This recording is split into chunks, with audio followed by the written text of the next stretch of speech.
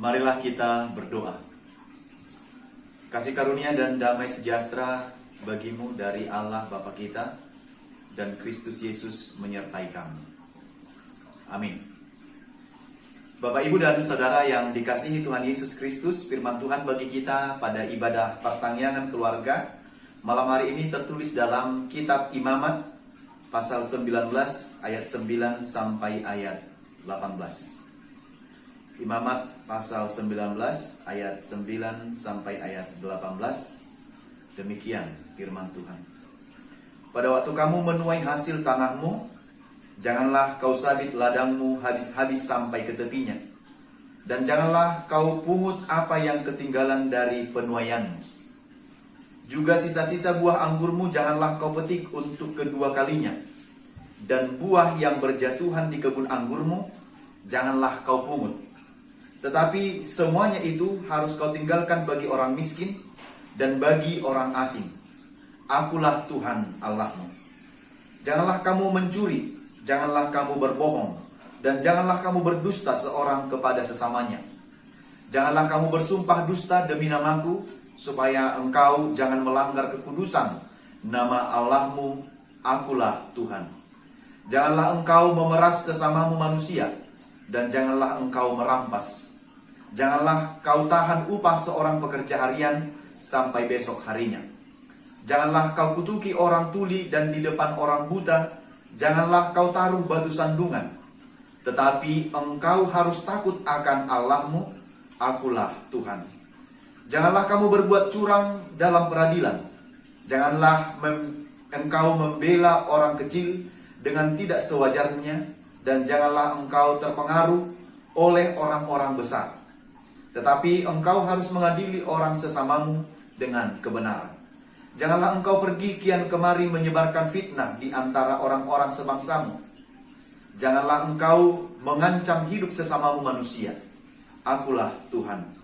Janganlah engkau membenci saudaramu di dalam hatimu, tetapi engkau harus berterus terang menegur orang sesamamu, dan janganlah engkau mendatangkan dosa kepada dirimu karena dia.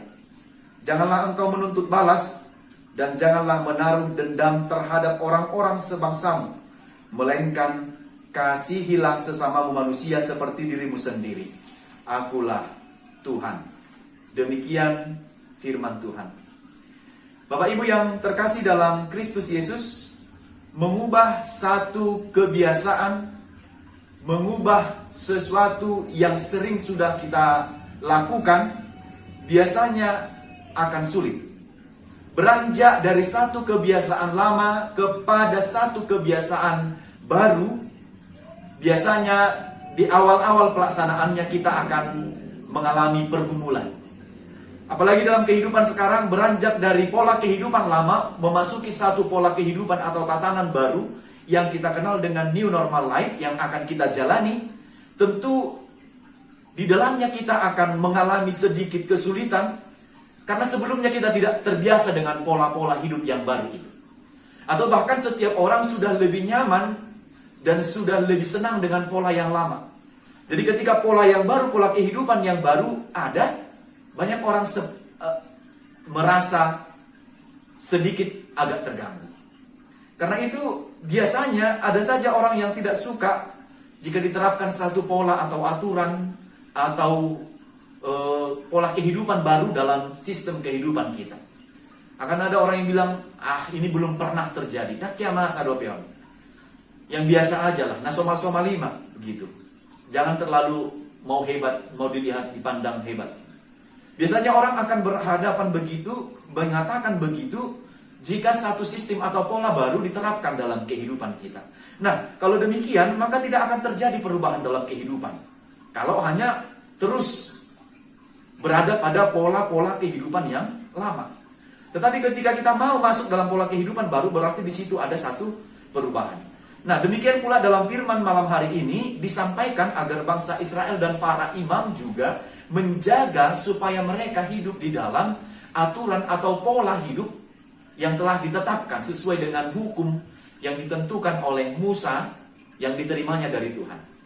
Jadi pola kehidupan baru yang ditentukan bagi mereka mengganti pola kehidupan lama yang selama ini berlaku Hukum yang kita sebut dengan, yang kita kenal dengan mata ganti mata, mulut ganti mulut, telinga ganti telinga, diubah dalam satu pola atau diubah dalam satu kehidupan, satu aturan yang baru. Jadi apa yang telah diajarkan dalam firman ini, di sini Musa meninggalkan cara kehidupan baru, cara kehidupan lama untuk diajarkan kepada bangsa Israel agar mereka juga menjaga kehidupan yang kudus dan dipraktekkan dalam hidup sehari-hari. Karena itu dalam firman Tuhan Imamat 19 ayat 11 sampai 18 ini kita akan mempelajari, mengimani dan menghidupi paling tidak ada 8 hal perintah yang baru atau pola hidup baru untuk meninggalkan pola kehidupan lama yang selama ini ada, mungkin berlaku di tengah kehidupan masyarakat. Yang pertama adalah kepedulian kepada orang miskin, ayat 9 sampai 10. Saya mau katakan orang miskin itu akan selalu ada. Selama dunia ini ada, maka orang miskin itu akan selalu ada. Dimanapun, di tempat manapun, di semua zaman, di semua waktu. Seperti yang dikatakan oleh Yesus dalam Matius 26 ayat 11. Karena orang-orang miskin selalu ada padamu, tetapi aku tidak akan selalu bersama-sama denganmu. Nah, menurut perintah ini yang disampaikan oleh Yesus, kita harus menjadi teman. Kita harus menjadi saudara bagi orang-orang miskin dalam kehidupan kita sehari-hari. Bagaimanakah menerapkannya? Dalam firman ini, pada ayat 9 sampai 10 dijelaskan, jika engkau menuai hasil tanahmu, hasil bumimu, hasil pertanianmu, hasil sawah ladangmu, hasil tanamanmu, janganlah habiskan semua untuk sendiri. Jangan habiskan untuk mengisi lumbungmu sendiri, kekayaanmu sendiri, atau untuk dinikmati sendiri. Tetapi sebagian daripada hasil itu, tinggalkanlah di tempat itu. Jangan kau habis-habis sampai ke tepinya, dan janganlah kau pungut apa yang ketinggalan dari penuaianmu. Mengapa?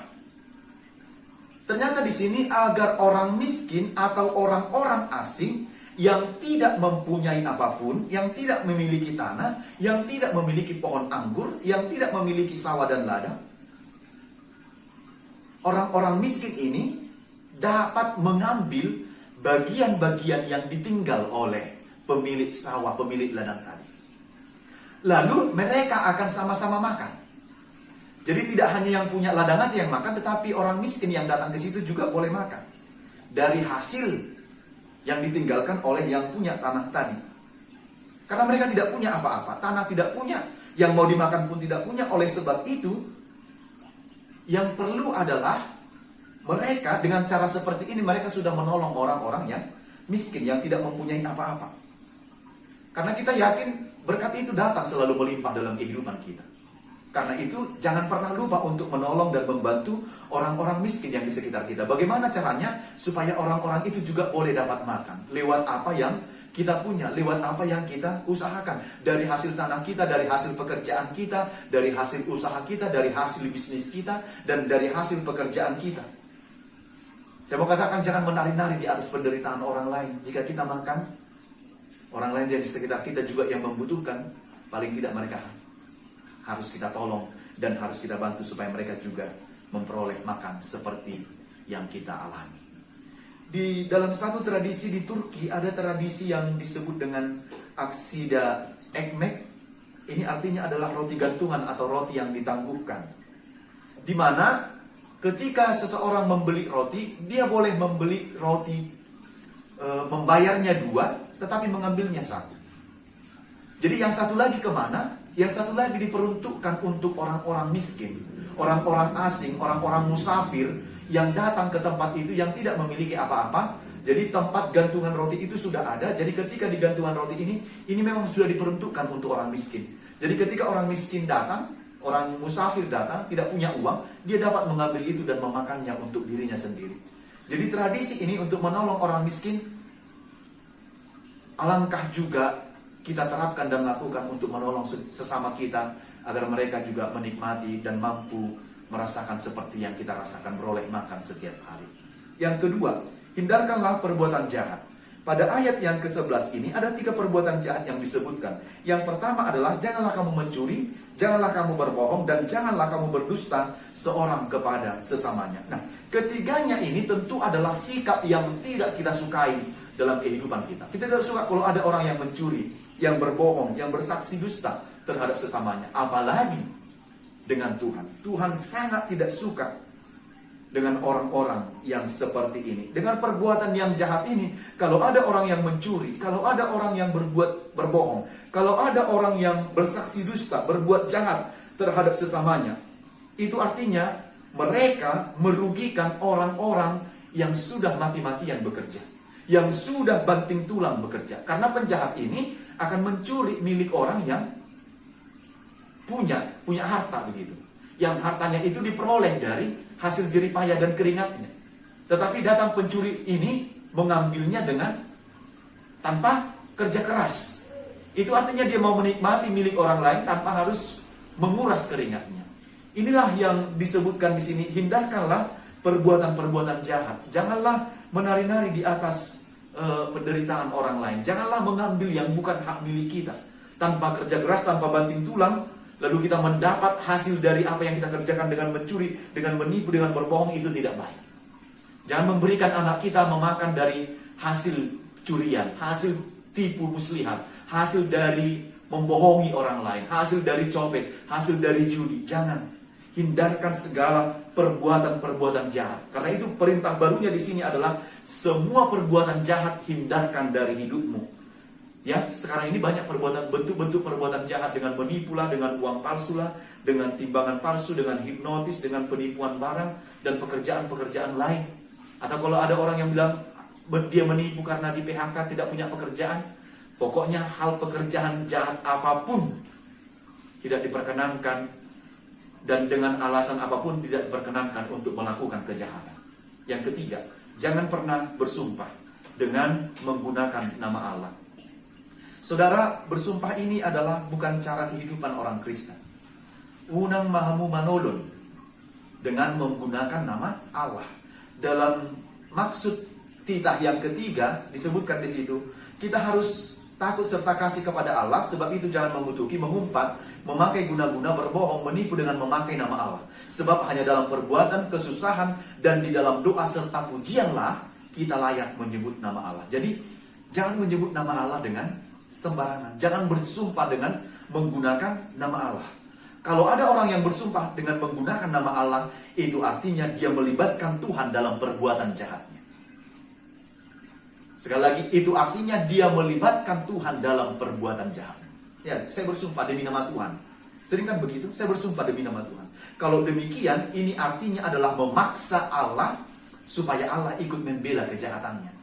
Ini salah satu perbuatan yang paling jahat. Kalau kita memaksa Allah untuk membela perbuatan jahat yang kita lakukan. Jadi hal ini tidak benar. Yang keempat, jangan pernah menindas sesamamu. Menurut ayat 13 ini, ada 3 praktik penindasan. Yang pertama adalah memeras, yang kedua merampas, dan yang ketiga adalah menahan upah kerja.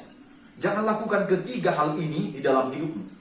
Jangan lakukan pemerasan, jangan lakukan perampasan hak milik orang lain.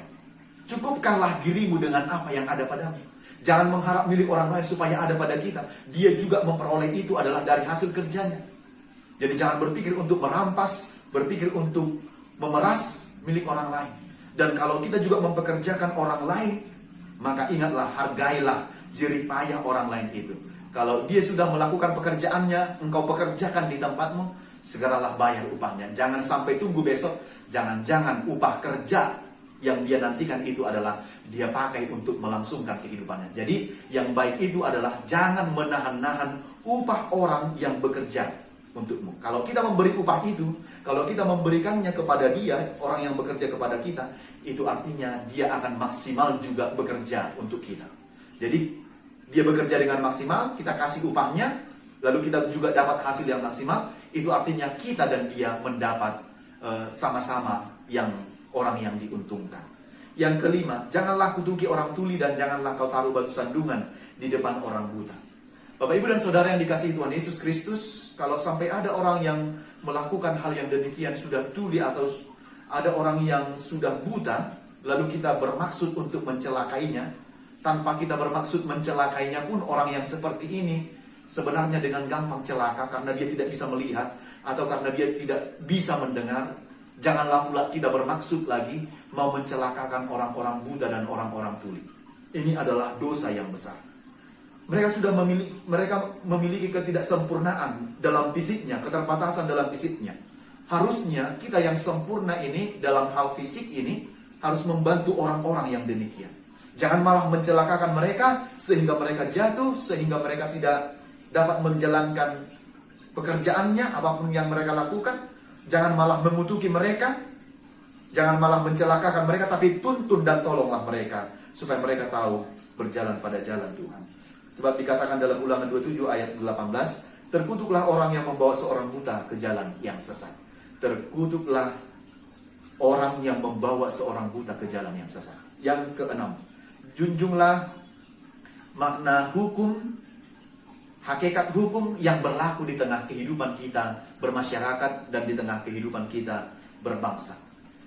Kalau kita adalah orang yang sedang bekerja atau berada, jangankan yang bekerja atau dimanapun, mungkin orang tua di tengah rumahnya, di tengah keluarganya, jadilah penegak hukum yang benar. Lakukanlah perintah yang baru. Janganlah berbuat curang dalam peradilan.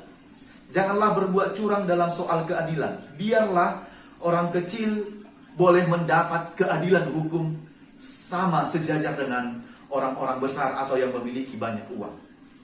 Jangan berbuat curang dalam peradilan. Biarlah orang kecil tanpa terpengaruh dengan orang besar, tetapi adililah dengan benar. Jalankan peradilan itu, jalankan hukum itu sesuai dengan kebenaran dan sesuai dengan peraturan di tengah-tengah bangsa dan negara. Serta mintalah petunjuk Tuhan untuk menuntun kita agar kita dapat melakukan keadilan hukum itu dengan benar-benar dan seadil-adilnya. Janganlah hukum itu tumpul ke atas tapi tajam ke bawah. Jangan pula hukum menjadi milik orang yang punya banyak uang, tetapi orang miskin tidak pernah mendapat keadilan dalam hukum. Karena itu dikatakan pada ayat yang ke-15 ini, baiklah setiap orang yang menegakkan hukum itu ditegakkan dengan seadil-adilnya dan dilakukan dengan sebenar-benarnya. Tidak pandang bulu. Tidak melihat karena ini punya banyak uang lalu hukumannya sedikit diringankan. Ini karena tidak punya apa-apa, tidak bisa menyogok lalu dilakukan hukum yang seberat-beratnya. Ini salah. Yang ketujuh, janganlah menjadi tukang gosip, tukang fitnah dan penyebar berita bohong atau berita hoax, ayat 16. Ternyata Bapak Ibu, saya mau katakan sejak zaman dulu sikap orang yang penggosip ini, sikap orang yang suka pergi kian kemari menyebarkan fitnah kepada sesamanya ini sudah ada sejak dulu.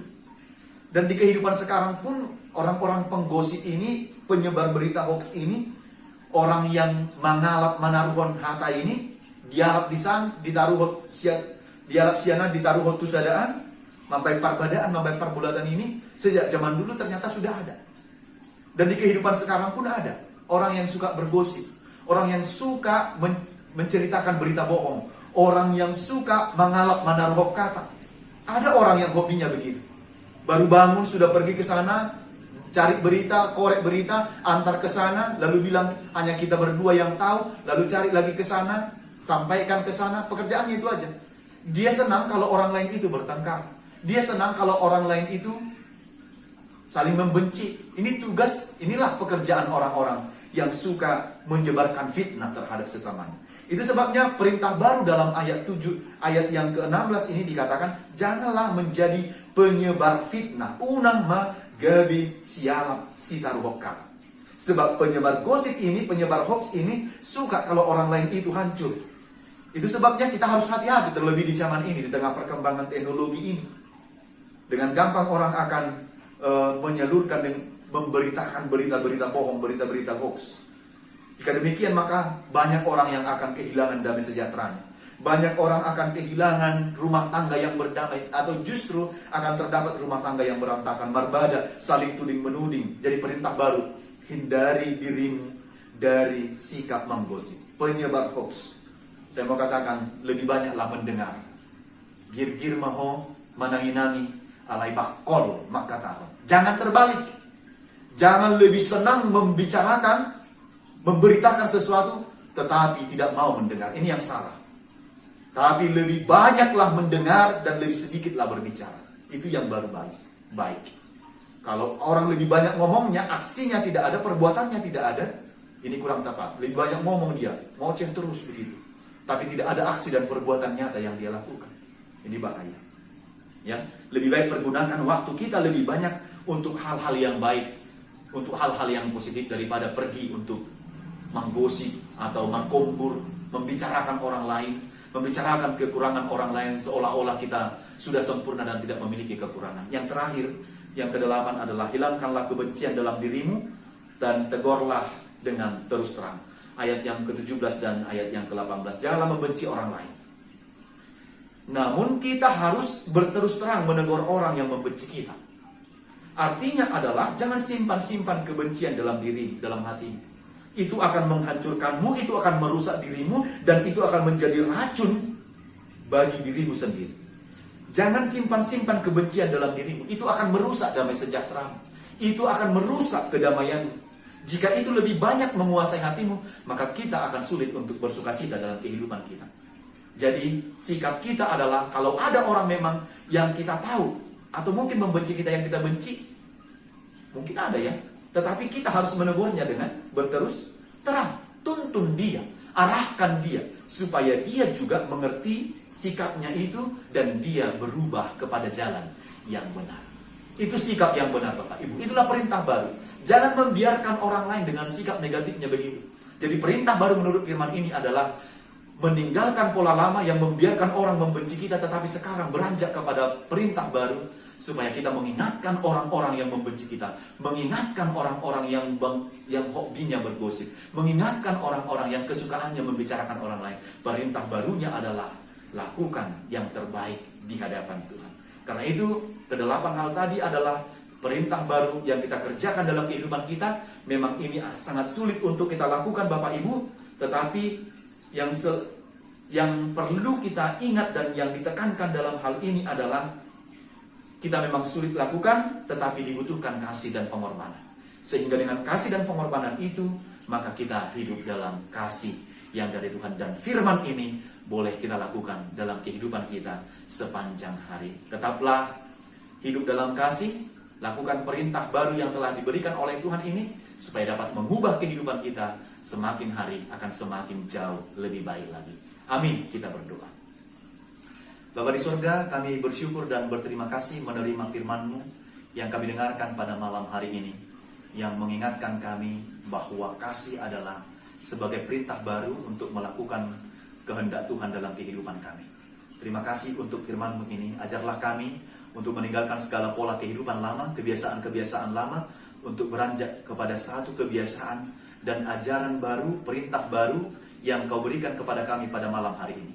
Walaupun secara ukuran manusia itu sangat sulit kami lakukan karena dosa yang bergelimang dalam kehidupan kami. Tapi kami mohon tuntunan Roh Tuhan agar Ia membimbing kami untuk melakukan perintah baru ini, meninggalkan pola hidup lama dalam keberdosaan dan memasuki satu tatanan atau pola kehidupan baru yang meninggalkan segala kebiasaan lama dan mampu memasuki perintah baru yang Kau ajarkan bagi kami pada malam hari ini. Terima kasih Tuhan. Kuatkanlah kami untuk melakukannya, agar kami dapat dengan pertolongan Tuhan dan Roh-Mu melakukan yang terbaik di hadapan-Mu. Berkati juga seluruh jemaat-Mu yang beribadah pada malam hari ini di rumah mereka masing-masing. Kuatkanlah mereka untuk melakukan firman-Mu dalam kehidupan mereka. Cukupkan segala kebutuhan jemaat Tuhan, agar Engkau tetap bersama-sama dengan mereka dan menolong setiap orang-orang yang menderita kesusahan dan dalam sengsara. Dan biarlah kami juga menjadi perpanjangan tangan Tuhan untuk menolong sesama kami yang hidup dalam kemiskinan, penderitaan, pergumulan, dalam kelemahan, agar kami juga mampu menolong dan membantu mereka karena kasih Tuhan yang mengalir dalam kehidupan kami. Berkatilah bangsa dan negara kami ini, lindungi kami, jauhkan dari segala macam penyakit, terlebih karena pandemi ini. Biarlah kami tetap dalam kehidupan yang sehat untuk menjalankan aktivitas kami seturut dengan kehendak Tuhan. Terpujilah nama-Mu, ampunkan dosa kami, dalam Yesus kami berdoa. Amin.